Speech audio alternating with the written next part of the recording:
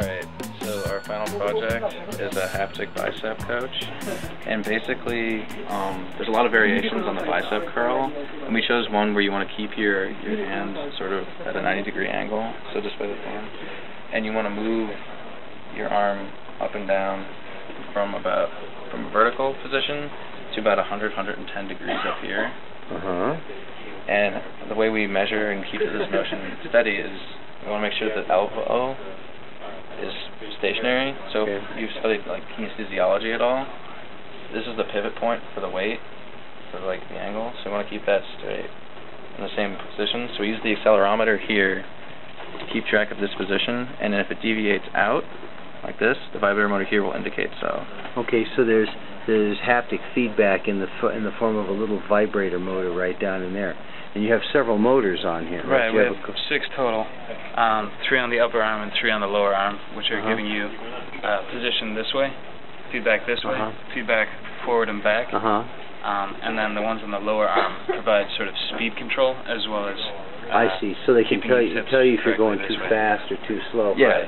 So to talk about the speed is that we have 90 degrees, 100 or so degrees here, and we calculated about a second to do the whole thing, which allows us to execute one curl at about 20 hertz. So we can do a number of 20 calculations for every curl, and that allows us to feed back to the vibrator motors to make sure everything's going right. And this keeps track. The lower arm keeps track of sort of the tilt, this as well motor, as the speed. If I go too far, well.